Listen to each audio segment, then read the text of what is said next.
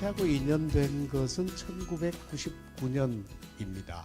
그러니까 주민자치센터를 처음 만들기 시작할 때부터 인연을 맺었는데 제 본업이 정책연구자도 아니고 그 주민자치학자도 아니고 행정학자도 아니고 그때 제 본업은 기업인이랬습니다.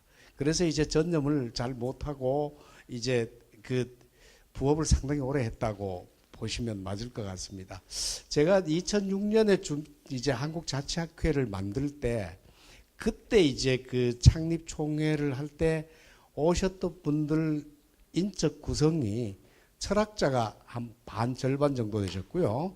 한 인문사회학 그러니까 한 사회학 교육학 하시는 분이 한 20%, 행정학 하시는 분이 한 20% 이럴 정도로 제일 처음에는 자치를 상당히 인문학적으로 접근을 했습니다. 서양 철학에서 이제 접근도 해보고 동양 철학에서 접근해보고 각 종교에서 접근해보고 그렇게 했는데 이제 오늘은 행정 제도적인 측면에서 이제 접근을 설명밖에 더 못 드릴 것 같습니다. 다음에 기회 있으면 이제 그 다른 말씀 드리겠습니다만은 오늘 설명드리면서 조금 부족하다고 하는 생각은 행정적인 접근이 인간적인 접근에 미치지 못하는 경우 또 행정적인 접근이 사회적인 접근에 미치지 못하는 경우 행정적인 접근이 정치적인 접근에 미치지 못하는 경우 주민자치는 토막이 나더라는 이제 그 현상을 미리 전제해 놓고 이제 주민자치에 관해서 말씀드리겠습니다.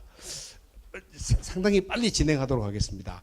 자, 제가 살펴봤을 때는 국가는 보통 영토라 그럽니다. 국민하고 주권 3요소로 구성이 됩니다.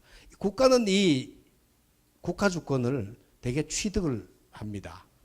뭐 이제 이게 뺏기면 식민지가 되는 거죠. 그 대신 지방은 행정구역이나 시민, 도민 혹은 지방 주권이 지방 정부의 그 구성 요소가 되는데 이 경우는 한일 자기가 스스로 취득하게 되면 이거는 독립국가지 지방정부는 아니죠. 그죠? 이 경우는 분권이라는 제도가 있을 수밖에 없고요. 지방에서 그 주민자치도 자치구역이나 주민이나 마을 주권이 있을 때 이때 분권에 의해서 반드시 이루어지게 되는 특성을 가지고 있습니다. 이제 제가 살펴봤을 때 만일 이 특정한 지역과 특정 계층을 주민들에게 분권을 해주지 않으면 주민자치회는 성립이 안 되고요. 다음에 이제 주민들이 주민자치회를 말 수 있도록 연대하는 것을 보장해주지 않으면 주민자치가 되지 않습니다. 또 주민들이 할 수 있는 사업을 분권해주지 않으면 주민자치가 이루어지지 않습니다. 자, 이 분권이 되느냐 안 되느냐 이게 이제 가장 중요한 이제 주민자치의 한 축입니다. 이제 그렇게 하다 보면 3자 간의 충돌 문제가 나왔을 때 저는 이렇게 나눠보고 싶었습니다. 자, 분권은 고유계층과 고유구역과 계층으로 분권하는데 중복금지, 대립금지여야 됩니다. 지금 주민자치위원회는 동장하고 영역과 중복이 되고 조직도 중복되고 계층에는 대립이 되게 되어 있습니다. 동장하고 붙어 싸워서 이겨야 주민자치위원회가 뭔가 할 수 있는데 지금은 한쪽은 총도 없고 한쪽은 기관총급 들고 있다고 보시면 아마 제가 보기엔 맞을 것 같고요. 또 이제 분권할 때 입법권, 조직인사권, 재정권이 분권돼야 되고요. 또 간섭을 하지 말아야 됩니다. 이따 간섭에 관해서 설명드리겠습니다. 자, 그 주민자치 분권의 속성은 지금 현재 주민자치위원회는 행정조직의 읍면동 계층에 있는 조직이고 읍면동장의 그 관할 하에 있다고 보면 맞을 겁니다. 이 조직을 자, 주민들이 읍면동장과 대립하지 않고 고유적으로 관리할 수 있는 사회 영역으로 국가 행정 영역에서 사회 영역으로 분권해 주는 겁니다. 자, 이 특성을 가지고 있는데 이 설명 다음에 또 언제 기회 있을 때 드리겠습니다. 그렇게 하는데 분권에서 가장 중요한 것은 분권은 자, 한번 보면 분권은 해주되 자치는 분권은 안 해주되 자치하라는 건 방치입니다. 마음대로 해. 둘 다 하지 말라면 식민지고 둘 다 이제 해주면 자치고 이제 자치하지 말라면 통치가 되는 거거든요. 자, 이렇게 된다는 분권과 자치 관계 한번 슬쩍 보고만 넘어가고요. 그다음 주민자치가 되려 그러면 첫 번째 분권을 해주더라도 주민들이 자발성이 형성 안 되면 주민들이 하고 싶어 하지 않으면 주민자치 안 됩니다. 그 다음에 자주성이 있어야 됩니다. 마음대로 할 수 있어야 되는 거지. 누가 간섭을 계속 해제끼면 안 됩니다. 지금 간섭 대표적으로 해주는 게 시군구 주민자치 조례 대표적인 간섭, 아주 악랄한 간섭이라고 저는 얘기합니다. 왜 간섭합니까? 주민들이 자치하는 영역에 임기 어떻게 해라, 뭐 몇 년 누구 뽑아라, 이런 것들이 주민자치에 관한 무지에서 저는 발상됐다고 보고 자율성입니다. 또 넘어가 보겠습니다. 자, 입법권, 조직인사권, 재정권 뭐 설명 안 해도 다 아시기 때문에 넘어가겠습니다. 자, 여기서 매우 주민자치 정책에서 제가 경험적으로 중요하다고 생각하는 것은 지원하지 않고 간섭도 하지 않으면 방치입니다. 근데 이상하게 조선의 향초는 조금 이따 설명드리겠습니다만은 저 상태에서 주민자치가 숙성됐습니다. 한 200년에서 300년 정도 걸렸습니다. 자, 지원은 해주지 않고 간섭만 하면 식민지입니다. 일제 때 대표적입니다. 근데 지원은 해주고 간섭을 하지 않으면 이게 선진국의 주민자치 제도입니다. 자, 이런 지원도 해주고 간섭을 하겠다. 이거 상당히 좋아 보이는데 이 지원이 간섭을 전제로 한 지원이기 때문에 저 가장 주민자치에서는 극독에 해당되는 요소라는 이제 서울시가 지금 하고 있는 겁니다. 자, 이렇게 제가 이제까지 주민자치 분석해 보면 주민자치 정책 품질을 평가할 때 지원은 내주고 간섭은 없으면 이게 평가 가능해요. 자치가 되는데, 자, 지원이 있든 없든 간에 간섭을 하면 이거는 무조건 마이너스 점수다. 이제 이런 이제 속성들을 한번 도출을 할 수 있었습니다. 자, 조선 주민자치 한번 보면요. 이렇게 됐는데 향락에서 상하합계에서 촌계로 발전이 됐는데 여기서 가장 중요한 거 하나는, 자, 여기 제지사족이 요즘 같으면 저기 누구냐면 시군구 의회입니다. 향안이라고 그러는데 시군구 의회가 이제 동네 규칙을 다 만들었습니다. 이래도 없을 때보다는 낫는데 주민들이 조금 깨어나니까 임진왜란 이후에는 이거 합했습니다. 그러니까 주민자치회 내부에 입법권을 준 거죠. 그래도 신분이 대립되니까 잘 되지 않았는데 나중에 이 양반들이 동네에 빠져버립니다. 그러니까 이렇게 되는데 이때 어떤 현상이 나오냐면 그 동계가 주민들이 자기 입법권을 가집니다. 이때 만일 성문법으로 규칙으로 만들면 양반들이 수령이 뭐라고 간섭을 하니까 불문율로 만들어버립니다. 그 양반 간섭이 없어집니다. 자기 입법권이 생긴 겁니다. 이래서 조선이 자치국가가 되는 그 이면에는 그 바탕에는 이런 동계가 있었다는 말씀을 좀 드리고 싶고요. 저 동계에서 많은 좋은 제도들이 나왔다는 말씀 드리고 싶습니다. 자, 향촌 지휘변천이 조선시대는 이렇게 됐는데 일제시대 읍면 동리 다 만들고 지금 이제 해방되고 나면 좀 이렇게 주민자치가 영역이 생겼으면 좋겠는데 지금 다시 이렇게 되어 있습니다. 여기서 이제 주민자치가 출발해야 된다는 게 문제고요. 주민자치위원회 한번 평가 한번 해볼까요? 이제 늘 하는 얘기입니다. 주민자치위원장이 읍면동장 동의 없이 할 수 있는 일이 있는가? 여기 회장님들 한 열 몇 분 와 계시는데 하나도 없습니다. 실질적으로 느끼는 대로입니다. 자, 이거는 주민자치가 아니다. 주민관치위원회다라고 그랬고 2013년 시범실시 주민자치위원회 주민들이 참가할 수 있는 자치회냐? 아닙니다.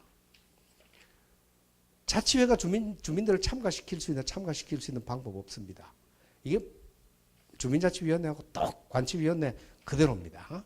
자, 서울형 주민자치회 지금 이제 그 전국적으로 실시하려다가 지금 이제 이번에는 안 되는 걸로 안 하는 걸로 제가 얘기 들었습니다. 자, 구 주민자치 지원단이 있고 여기에다 1억 6천 지원합니다. 이거 민간 기관에 위탁합니다. 만일 아까 홍성군 회장님 계시는데 홍성군 주민자치협의회가 있는데도 불구하고 홍성군에 있는 시민단체에다가 주민자치 발전을 위해서 쓰시오 하고 1억 6천 위탁을 줘버리면 주민자치협의회는 할 일이 뭡니까? 이게 주민을 제껴버리는 주민자치 정책이거든요.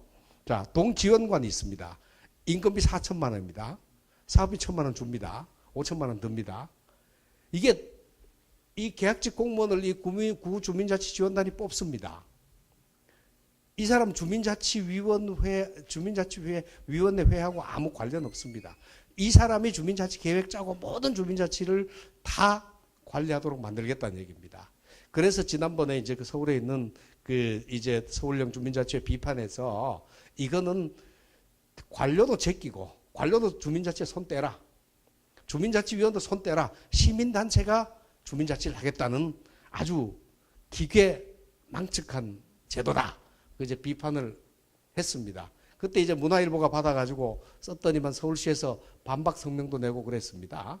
근데 이제 반박이 뭐 별로 보고 싶지 않았습니다. 이 돈을 1억 6천 되는 돈을 주민자치협의회에다 주면 제가 보기에는 의미 있게 발전이 있을 것 같고요. 이 5천만 원도 주민자치회에다가 드리면 더 발전할 수 있을 겁니다. 이게 왜 이런 발상이 나온지 모르겠습니다. 자, 담양은 어떻게 했냐면 이제 리가 문제가 되니까 리의 마을자치회를 만들었어요. 리장들로. 이렇게 해서 리를 어쨌든 간에 리 마을자치회는 주민자치회하고 연결을 한번 시켜보려고 그러는데 이 마을자치회하고 주민자치회 간에 연결고리가 없습니다. 이제 이것 뭐 자세한 건 다음에 또 말씀드리겠습니다. 자, 충남형 주민자치회. 자, 이따 말씀드리겠습니다. 시군하고 읍면동에서 선정위원을 위촉을 해서 선정위원회가 주민자치회 구성합니다. 역시 주민들하고 관계 없습니다. 그래서 충남형 주민자치회가 추진하는 그 주민자치회 조례에 관해서 한 2개, 서너 개 조항만 실질적으로 확인을 한번 해보시는 게 필요할 것 같아서 제가 말씀을 좀 찍어서 자료집에서 말씀드리도록 하겠습니다.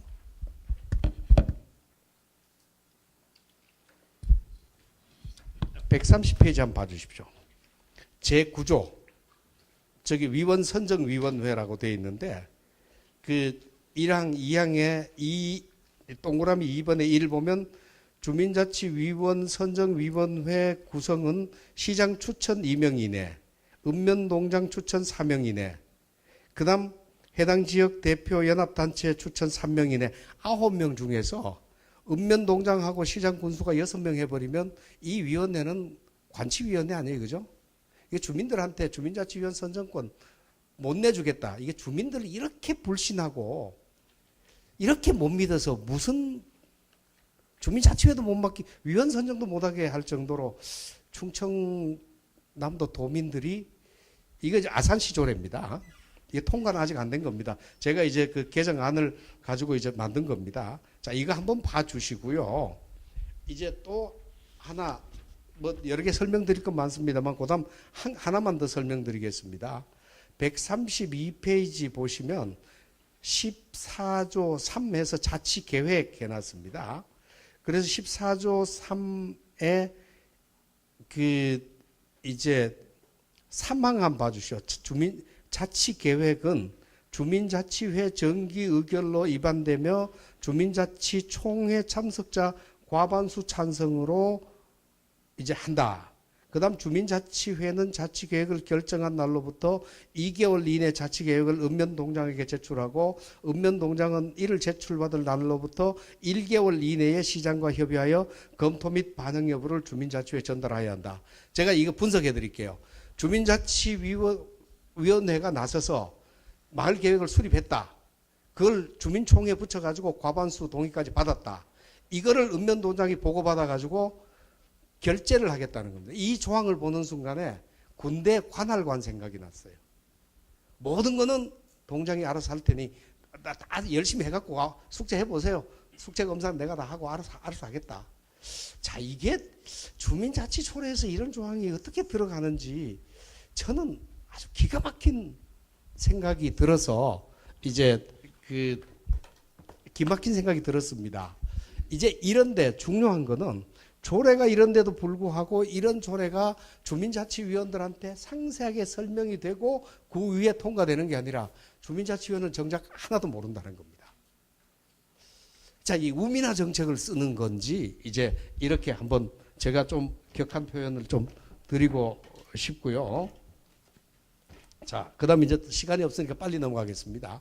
주민자치회 기능은 자, 읍면동에 협력도 해야 되고 지역 주민 대표도 해야 됩니다. 두 가지 기능입니다. 제가 봤을 때 이 두 가지 기능 동시에 다 할 수 있는 초인은 없습니다. 이거 하려 그러면 무보수 명예직으로 비상근으로 안 됩니다. 하루 종일 밥 먹고 저것만 해도 다 못합니다. 저 중차대하고 무지막지한 업무를 그냥 무보수 명예직으로 하라 그러면 하지 말라는 것하고 똑같습니다. 이제 설계가 잘못됐단 말씀이고요.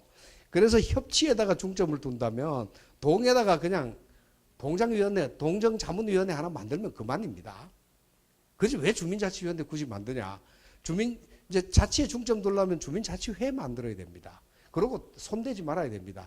지금은 주민자치회라고 만들어 놓고 동정자문회의 하라 그러고 손은 다 대는 이상한 이제 형태로 이제 구성되어 있다 말씀을 드리고 싶고요. 이제 주민자치 사업에 관해서는 꼭 짚고 넘어가야 될 일이 사업 난이도를 매우 높은 거를 주민들이 능력이 매우 높아서 하면 주민들이 능력이 충분하면 보기 좋게 성공합니다. 그렇지만 사업 난이도 높은 거를 사업 능력 없는 주민들한테 시키면 실패할 수밖에 없고요. 근데 이렇게 높은 거를 주민들한테 시키다가 실패하니까 내가 도와줄게 그래 갖고 만든 게 서울시는 지원관 만들겠다는 겁니다. 이게 이제 정말 자치에 관한 큰 오류고요. 사업 난이도가 낮은 이제 능력은 있는데도 낮은 일 하면 실패하는 거 똑같지만 낮은 일을 낮게 하면 아주 보기 싫은 성공이라도 합니다. 이제 이런 것들을 한번 봐서 주민자치 사업을 설계해야 된다는 말씀을 좀 드리고 싶고요. 그 다음에 이제 주민자치 조례 기능은 이렇게 해야 됩니다. 지금 현재 아까 제가 아주 나쁜 조례라고 얘기했던 게 주민자치에 관한 한국에 있는 모든 조례는 주민자치 저해 조례입니다. 왜 그러냐면 주민들이 자기네가 알아서 회장 뽑는 방법도 정하고 회장 임기도 정하고 할 일도 정하고 부담도 정하고 회의 날짜도 정해야 되는데 시군구 의회가 나서 가지고 위원장은 임기 2년만 하셔. 그다음 이제 회의는 한 달에 한 번만 하셔. 회의 소집하려면 얼마 동의 받아 갖고 어떻게 하셔. 이제 말하자면 미주알 고주알 다 시켜 놓고는 이대로만 해라. 그런데 그게 무슨 자치입니까? 복종하라는 구조가 그렇습니다. 그래서 지난번에 작년 연말에 최종적으로 이제 주민자치법 이제 입법하는 자료 연구 맨 마지막 세션에서 주민자치법은 실체법이 아니라 절차법이래야 한다. 고 이제 했습니다. 이렇게 주민자치를 하는데 필요한 요건들이 이거니까 이것만 갖추면 하십시오. 그러면 대부분 이렇습니다. 여기에다가 이제 이번에 다 실어 드리려다가 실체법은 안 들어갔죠. 그죠? 이제 법은 안 들어갔는데 다음 기회에 보고 드리겠습니다. 법까지 다 만들어 놨습니다. 이번에 행안부가 그걸 가지고 법을 만든다 그러는데 제가 보기에는 실체법, 절차법 구분 못 해낼 것 같아서 한번 가서 이야기는 해야 될 것 같습니다. 자, 주민들이 자기 입법권을 행사할 수 있도록 보호해 주는 게 조례고 주민들이 자기 조직권을 우리는 주민자치위원 50명 하겠습니다. 중층구조 만들겠습니다. 이런 것들 보호해 주는 게 그러고요. 재정권도 보호해 줍니다. 이거 보호해 주는 게 주민자치조례지 이거 간섭하는 거는 시군구 주민자치조례는 아니다. 근데 되게 제가 기분 나쁜 거 하나 말씀드리면 1999년 행안부가 그때 행자부입니다. 행자부가 주민자치조례 만들 때는 조례 준칙 안으로 쫙 내려보냈습니다. 시군구 의회가 그 비판적으로 하나 주민자치답게 고친 거 없습니다. 그대로 통과합니다. 2013년 주민자치 시범실시조례 아주 유치하게 만든 행자부 사무관이 만든 조례인데 시군구 의회 비판 하나 안 합니다. 이 두 가지만 보면 시군구 의회는 주민자치할 지식 능력 없다. 저는 아주 과감하게 결론을 내린 게 이런 내용입니다. 그러니까 앞으로 주민자치 하려고 그러면 시군구 의원들부터 교육을 시키자. 근데 교육 안 받습니다. 공짜로 해준다 그래도 안 받습니다, 이제. 자, 이런 거 말씀드리고 싶고요. 자, 이래서 이제 충남형 이제 자치회를 만들려 그러면 제가 보기는 충청남도 주민자치조례는 마을자치회가 주민들이 스스로 구성하고 규약도 만들고 이제 같이 회비도 걷고 해서 이런 일들을 하겠다고 하는 절차가 잘 이루어지도록 지원하고 간섭은 하지 않고 정말 쉽게 할 수 있도록 교육도 해주고 이렇게 안내해주는 그런 조례가 돼야 되는데 지금은 그 반대다. 이 말씀을 드리고 싶습니다. 필요하면 이제 그 여기에 관한 조례 조항이나 이런 연구들은 충분히 되어 있으니까 다음 기회에 있으면 보고를 드리도록 하겠습니다. 시간 없는 관계로 지금 마치도록 하겠습니다. 고맙습니다.